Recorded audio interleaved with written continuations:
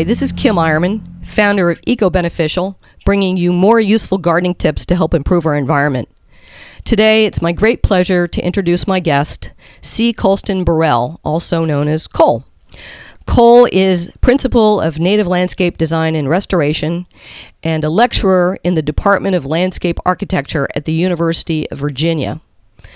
Cole has a best-selling gardening title now on Amazon, Perennial Combinations, and is also author of A Gardener's Encyclopedia of Wildflowers, which won the American Horticultural Society Book Award.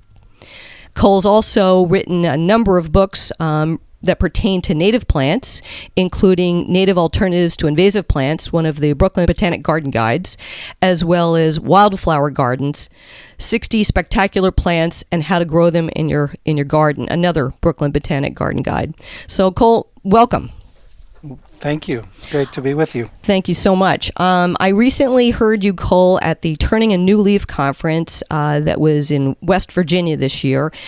You had a presentation that was really interesting and had a lot to say about native plants. So let's start there. Could you share with your audience some of your thoughts about native plants? Oh boy, that's a lot of thoughts. Well, I think one of the things that occurs to me the more I've been involved in this movement, which I have been pretty much since probably the 70s.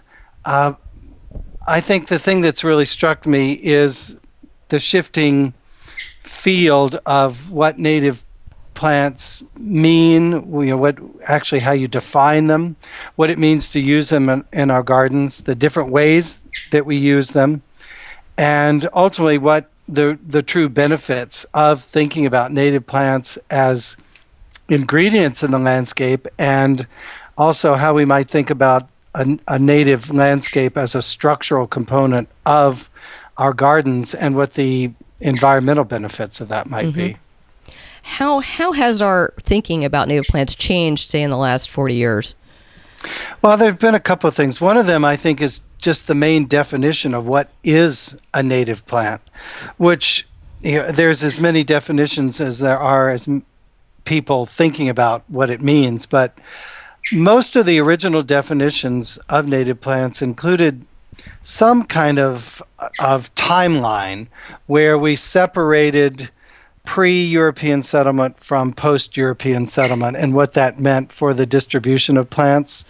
And so we would hearken back to a definition of a native plant that might say something like plants that occurred in a particular region before European settlement. And of course that can be useful in a way, but in other ways it's really not very useful because humans, whether they were indigenous people in North America or people that came to North America, have always moved plants around. So if you draw a line saying that if an indigenous person moved a plant, say up the Mississippi River Valley because it was useful in some way for food, fiber, something like that, versus a European that might move a plant around or maybe brought a plant from Europe over, where do you draw the line between this idea of the human involvement in plant distribution to say a plant is native or not? The definition began to evolve to say, to take out the timeline and say a plant is native to an area if it occurs in a particular ecosystem or region without any kind of human intervention. So that said, okay, whether it was Europeans or indigenous cultures that moved plants, the plant was native if it wasn't moved by a person. But then that's kind of an odd definition too, because certainly if you include people as part of the ecosystem, which of course we are, then why are we more or less important agents of plant distribution than, say, a seed that's taken in the gut of a bird and distributed, or attached to a migratory animal and moved? So there's a lot of questions about what that really means. I think the interesting thing about that, kind of the new definition, is that it says a plant that occurs in a particular ecosystem, plant community, or region. And I think that's really getting, for me, to the idea that's important when we define native is it has a context. It's not a plant that exists in a vacuum, having been there before somebody might have moved it, but instead, this idea of it being in a region, it has a context. And to me, that's the important part of a definition of native, is the context. I think that's very helpful. And it sounds like you feel that kind of the ecosystem-driven approach makes more sense in this day and age, correct? Yes, to me it does. I mean, yes, you can say a plant is native to North America, or a plant is native to Virginia, where I live. And that can be somewhat useful. But Virginia has 4 major bioregions or ecoregions: the coastal plain, the Piedmont, the mountains, and the ridge and valley. And some native plants, some indigenous plants, are native throughout that entire range in every county in the state. And others are very specific to their environment. So they have different habitat requirements, or they have different checks or balances, such as reproductive abilities or competitive advantage that confine them to a particular ecological niche. And for me, those are the concepts that are important with the idea of native. Now, yes, we should always, I feel very strongly, continue to support and to really push, if you will, our native North American flora. I think for so long we've really looked outside of the boundaries of North America, or Eastern North America, if you're an Easterner, for ornamental plants. And yes, there are many wonderful plants from around the globe that are suitable for our gardens. They're non-invasive. At least as far as we know at this point, they haven't escaped cultivation. And so they're fine components for our gardens. And we can look at North American natives or Eastern native plants the same way, as horticultural entities that we use in our gardens. And they're great. We should appreciate them. Many of them are underutilized, and they're very beautiful. But if we want to really think about it in terms of what it means that it is native versus just happens to be a plant found in North America, then it really needs a context from my point of view. We need to say it is native in the coastal plain, in a swamp forest. It might grow like Itea, almost epiphytically on the buttresses of cypress and tupelo plants. One of the niches that it is able to exploit in Virginia. It's not native in the Charlottesville area where I live, i.e., if you define native as within that context. It's certainly a North American native plant that's a beautiful addition to our gardens. But I more and more, I come to think of this idea of native, meaning that it needs to have a context in which it can be a part of an ecological community. Now, that's not to say our gardens as human-generated communities aren't valuable, which I think they are, but it's a different kind of ecological community. And that community has validity, but it may not function exactly like the community from which that plant came.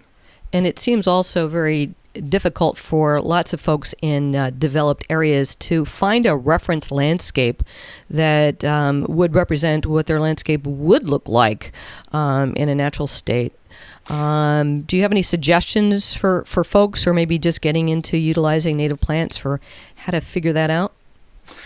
Well, I think people come to wanting to use native plants for very, very diverse reasons.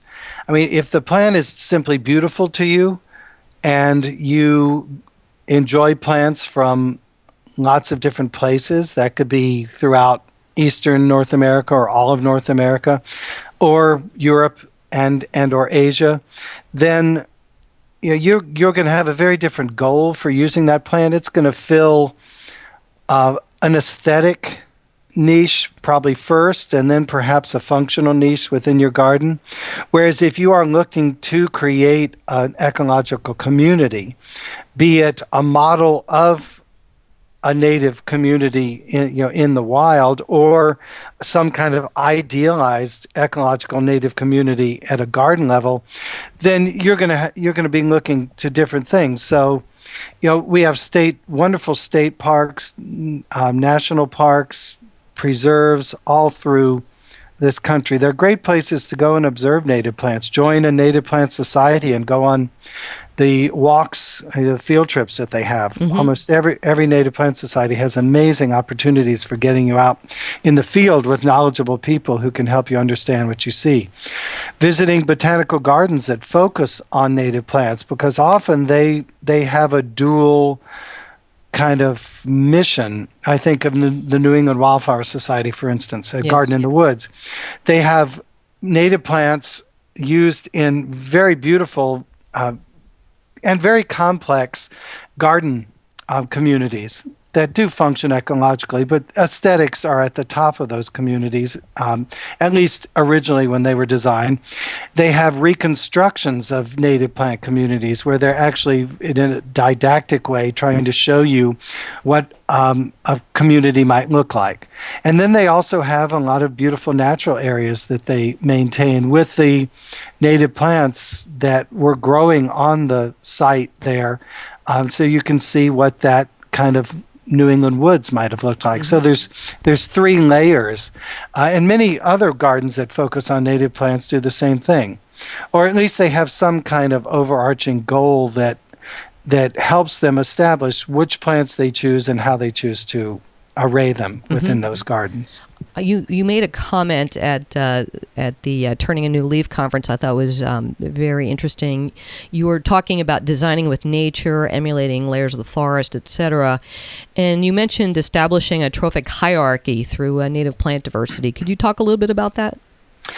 Yes. Well, of course, I think at this point everyone has heard Doug Ptolemy lecture or read Bringing Nature Home, or both.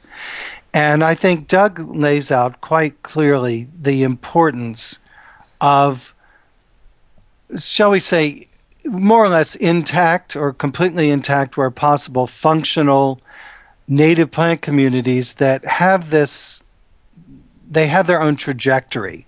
They are operating outside of or with fairly minimal direct human input. That's not to say bigger factors like invasive plants and insects and climate change don't affect those communities.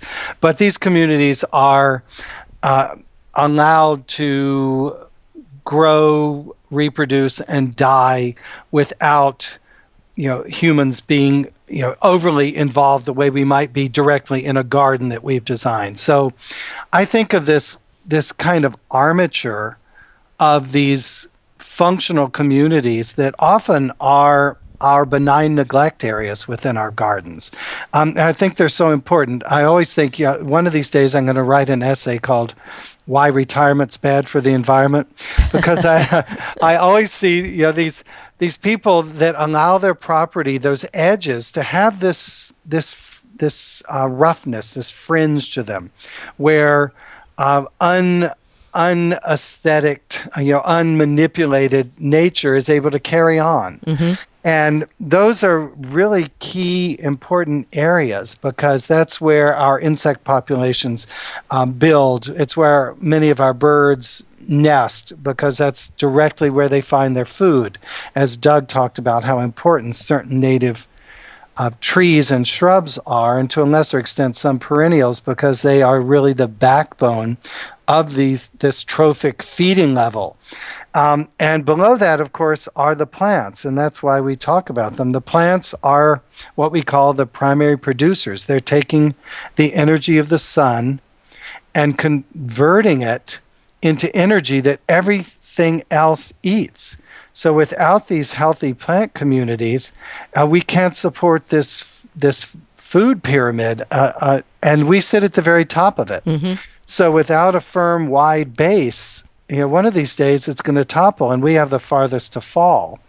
And unfortunately, what's toppling first are especially our neotropical migrant songbirds, but other animals are falling first. But for each animal that falls, a little chink comes out that makes it closer to our ability or our inevitable fall from the top as well. So these trophic levels are very, very important. And the more purely indigenous or purely native, if you define native as a plant that's part of a self-sustaining kind of a community with a trajectory, it's these areas that are the most critical for keeping that food pyramid up. Now, that doesn't mean that within our gardens things don't feed and our plants still produce energy. Every plant we grow is harvesting the energy of the sun, and something is eating it, so it's part of that trophic level. But the regional and local natives really form the broadest piece of this base, and so they are really, really important. And so I really think that, again, going back to that essay, the reason retirement is bad for the environment is once people retire and they turn their energies towards their home properties, it's often these rough areas, these marginal areas, the benign neglect areas, they get tidied up, they get mowed, they get pruned, they get even removed in many cases. And that's the real crime, because those are the really important areas that connect seamlessly then into our gardens.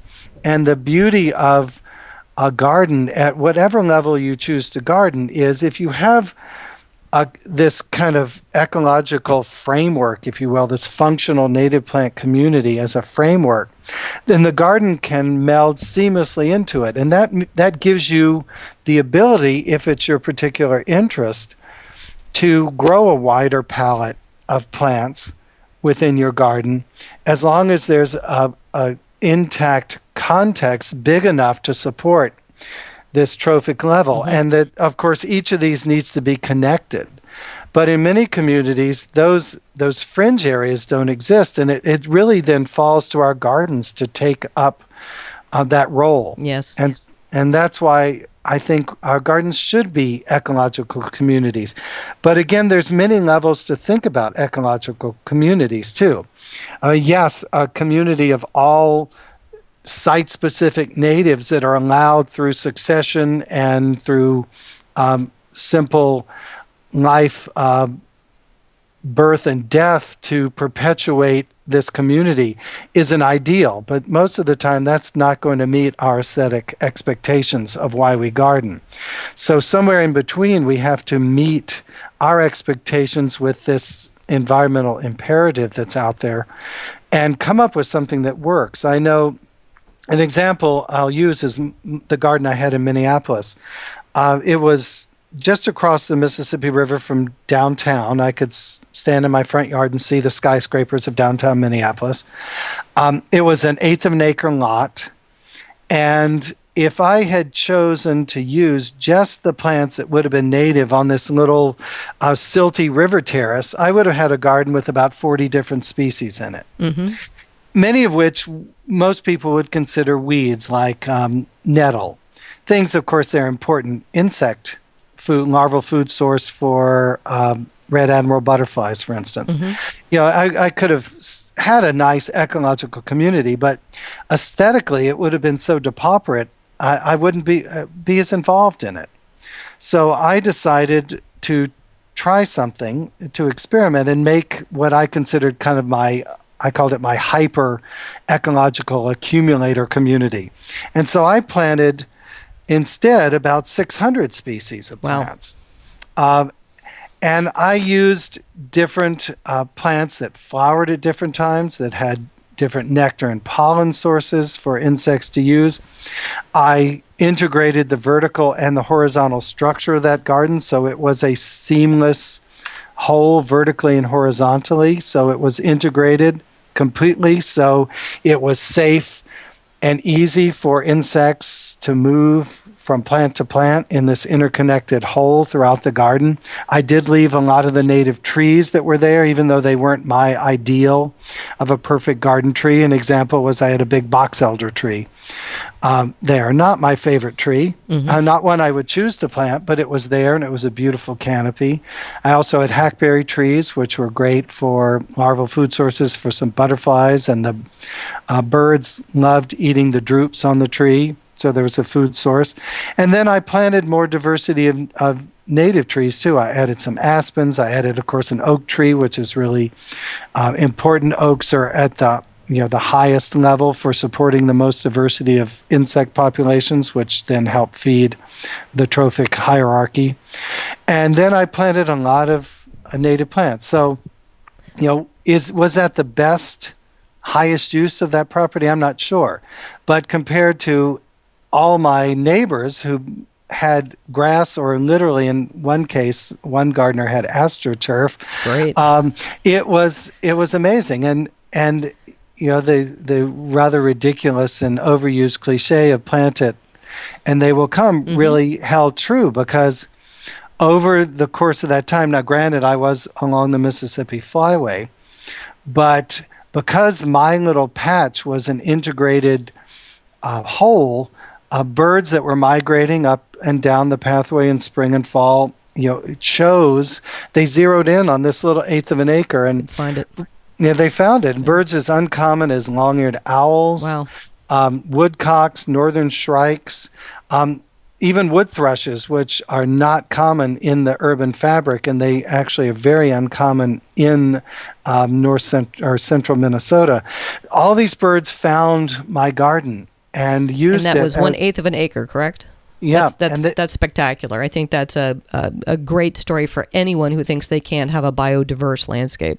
Yeah, it really was amazing. I had a total of 172 different bird species.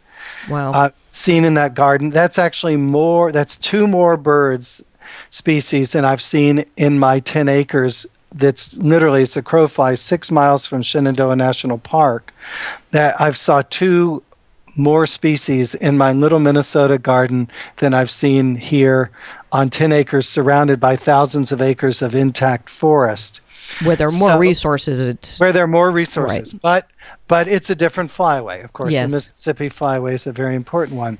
But had I not had that garden, had I had astroturf or just plain turf, that number would have been, compared to some of my friends that were birders who kept lists, they might see 30 bird species. I had 172. That's incredible. So it does work. And science has shown us that biodiversity helps increase resistance to pests and diseases, climate change. You spoke a little bit about pest pressure on simple versus complex ecosystems. Would you share some of your thoughts about that? Yes, Mike Raup at University of Maryland, who's an amazing entomologist, and he's amazing all around. He's kind of the dynamic bug guy. He's been on Jay Leno and he's the charismatic bug man. Not a lot of entomologists on Jay Leno. Right. He has a great website called Bug of the Week, where he profiles a different insect. He and some of his associates and graduate students did some work looking at azalea lacebug, which is a common pest on cultivated and some native azaleas as well. And what he found is, in a very simple landscape with just azaleas, the pressure was huge. And just by adding a little complexity and integrating the landscape structure vertically and horizontally, as I was talking about, he found that the population of lacebugs dropped to almost zero. Now, he did find that the more plants you plant, of course, the more different kinds of insect pests you get, which makes sense, because the different kinds of plants host different pests, but they also host different predators. And so in simply adding flowers to a landscape of just azaleas, the pressure began to drop. And then when you integrate the landscape structure, it was amazing, the results they got. So ecological complexity works at all levels, be it even a garden that doesn't have a single native in it. Yes. Of course, I think that still exists somewhere. In my neighborhood. Or a garden that's almost all natives, or anything in between. this idea of vertical and horizontal integration and diversity of species at all the levels, from the herbaceous plants, the graminoids or grasses and sedges, up through the canopy trees, it makes a huge difference. Now, we've started to talk quite a bit in our common vernacular about invasive plants, and a lot of people get confused about what invasive plants really are, but you made a comment I thought was really fascinating. You said that the old expression, native plants are better adapted than non-native plants to local ecosystems. You said this is actually untrue, and I think we can all kind of agree with that. Talk a little bit about that. Well, that was one of the kind of catchphrases that back in the early 80s, when, after Earth Day and other things in the 70s, and people got inspired and a lot more people started, younger folks started nurseries where they were propagating the plants they sell instead of collecting them from the wild. And in the early 80s, a number of native plant symposia started to pop up, which hadn't been around for a while. There've always been symposia and classes that focused on natives, but kind of as a national phenomenon, the late 70s and really into the early 80s, we started to see a proliferation of native plant conferences. One of the mothers of all those conferences in the East was the Cullowhee Native Plant Conference at Western Carolina University. Of course, in the Midwest, the Prairie Conference had been going on for many years before this. But for Easterners, this was kind of the rebirth of bringing together people interested. And I think one of the things that was bandied about at that time is, how do we define and promote natives? Not so much what is a native plant, but how do we kind of single out natives as being important? And that was one of the things that was often said. And I haven't actually gone back and looked in my own writings, but I have to probably believe that somewhere along the way, I wrote something to that effect too. I feel fairly sure I did, but I think now we know that to simply say a native plant is better than a non-native because it's better adapted to its environment is not correct on many levels. One level that comes out even before the whole idea of the invasives thing is that when we truly look at a plant's native distribution, or its habitat, what we anthropomorphize as a preference, we easily see that certain plants are relegated to niches because that's the only place that they have a reproductive or a competitive advantage. Because the old idea of nature as this very kind of benign system is very outmoded. Initial ideas of succession, we talked about one plant making way for the other, a very kind of Edwardian, I'll grow here, but then, once I've made it ready for you, I'll hand it over to you. Come on in. Next.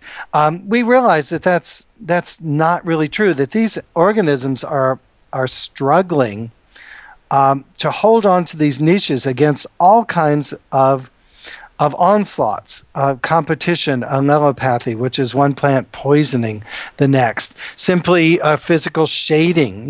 These plants are holding on to each spot as long as they can, or as long as their individual lifespan will allow them to.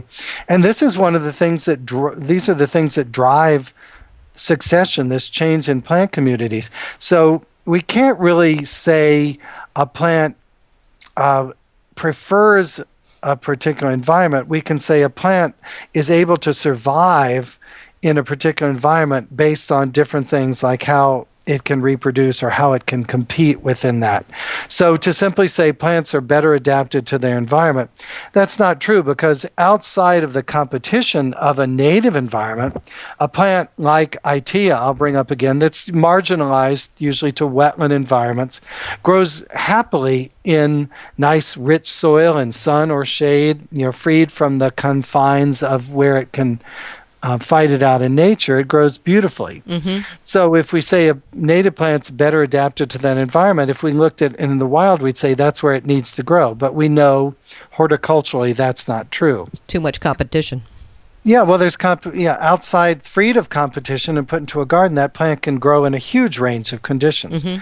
So that's one reason thinking about native plants are better adapted, because they're adapted to the local conditions. They can survive in those local conditions or compete, but they can also survive in other conditions. The other thing is the whole invasive idea, because if only native plants are adapted to local conditions, we wouldn't have a problem with invasive plants.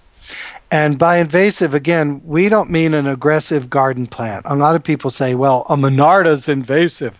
Well, in a garden where we've double dug and enriched the soil and done all those things that we want to make our plants prosper, and then when they do, we're like, oh my God, the plant prospered. That doesn't make the plant invasive. That's an interesting comment that you're making. Is I recently wrote a post on pawpaw, and which is a native tree. I'm native where you are as well, producing fruit, wonderful thing. But it's a clonal tree, Right. and most people don't understand the dynamics of how it grows. So I actually had a reader make a note to me that this is a highly invasive plant in their orchard, because obviously it had been growing the way that it wanted to grow. Right. So don't you think part of the problem is that we don't always understand how plants want to grow? Yes, definitely. We see them so often purely as horticultural entities. We see them as decoration.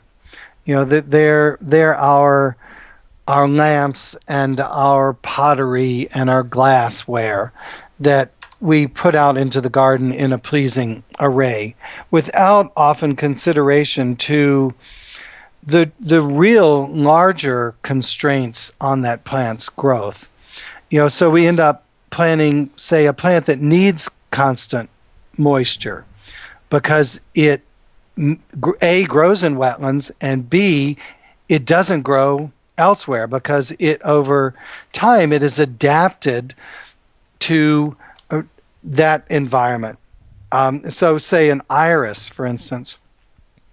Yes, it can take garden soil as long as it doesn't get too dry, but it's not going to thrive in a really dry spot.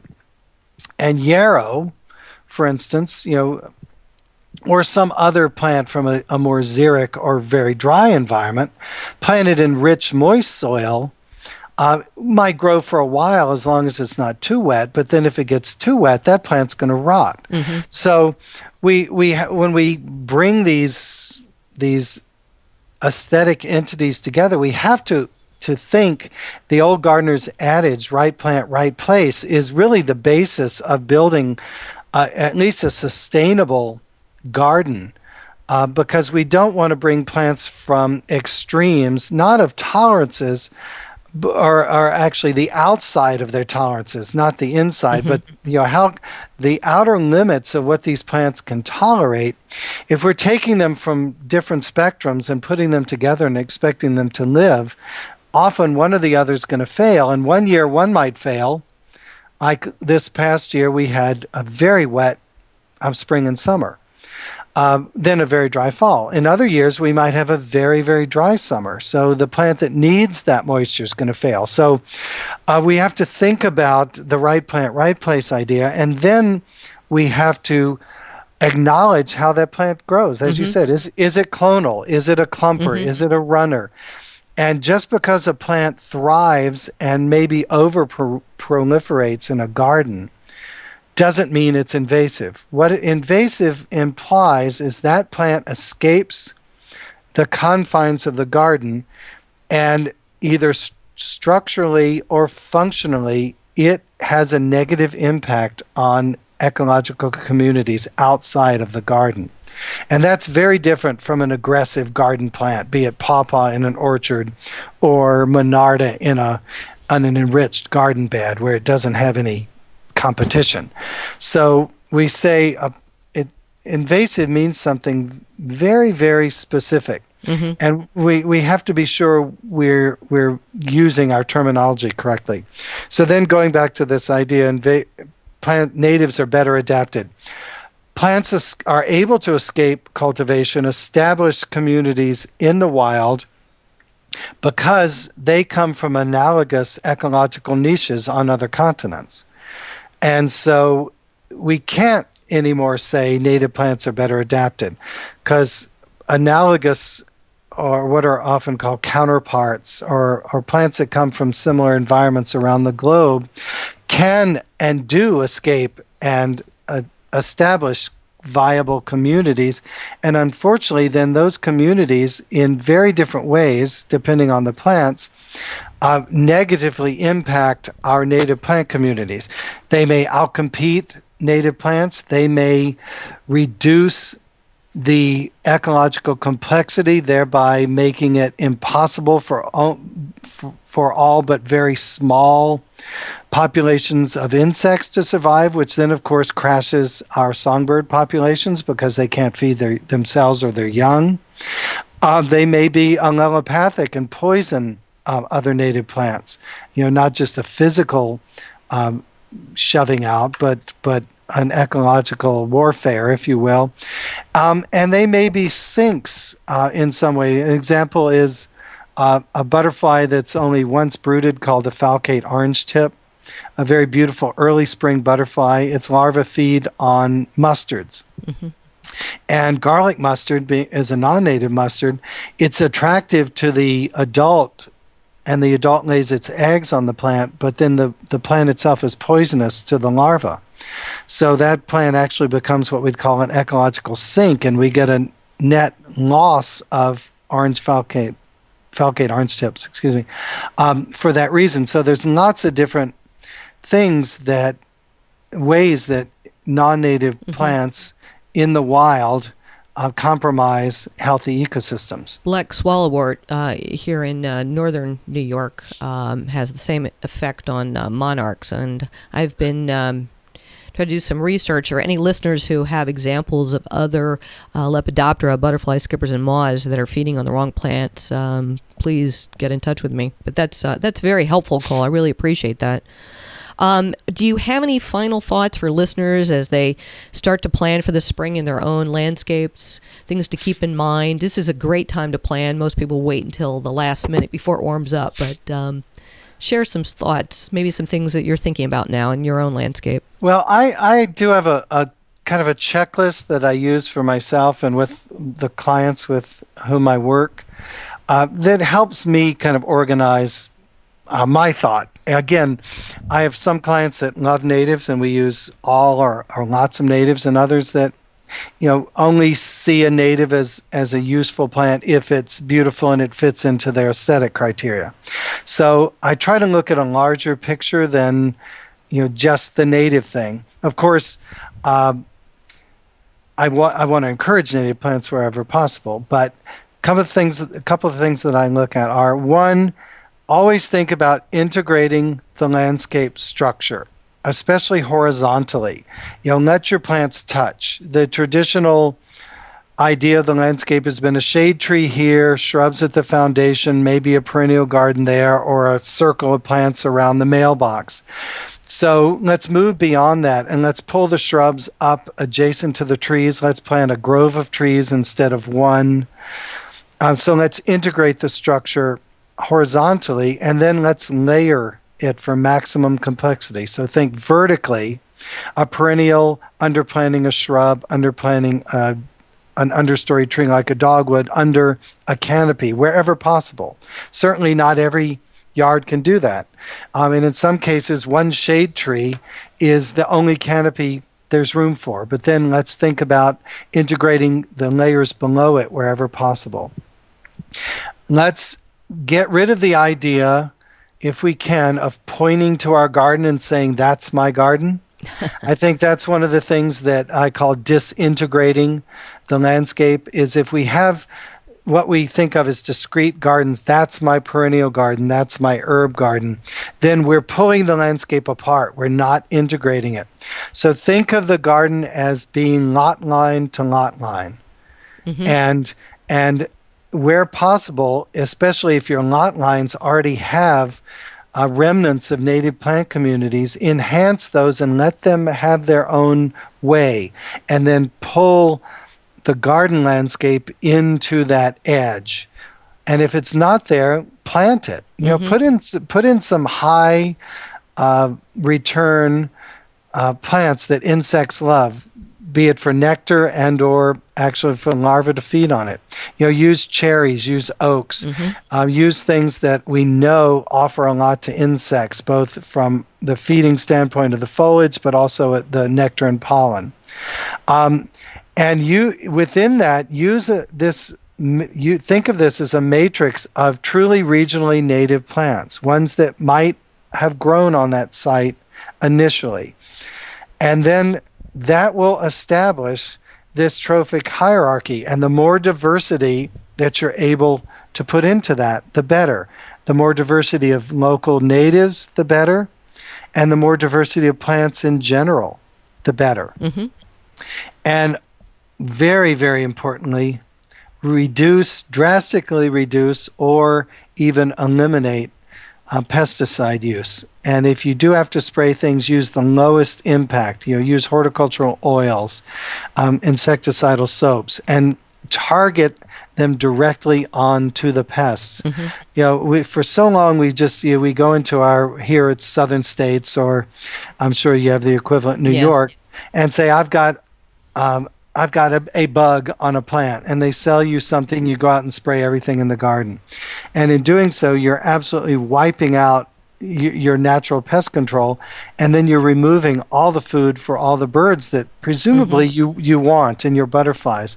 So really target, and realize too that you have to accept a certain level of damage, and just you have to establish for yourself a threshold. And that's why if you plant this matrix lot line to lot line, on the plants where it really matters at the core of the garden, you may choose to control some pests in a low impact way, but you don't need to spray everything in the garden. For goodness sakes, most pests are specific to a certain plant or group of plants. It might be a genus, it might be a family, but they're not on everything, so you don't have to spray everything. This is a really key point, because these pesticides are really fighting us, and they're a big part of this reduction in the ability of our gardens to function with a healthy trophic hierarchy. So. Well, thank you. Thank you for that. That's a very salient point, and a very important one to make. Well, you've been very generous with your time, Cole, and I've learned a lot from you. I always do. Every time I hear you, I encourage listeners to buy your books, and definitely hear you in person if they have the opportunity. So thank you so much for sharing your knowledge and your ideas and your insights, and just really appreciate you being on. Thanks so much. Well, thank you. It's my pleasure, and I hope we have a chance to visit again.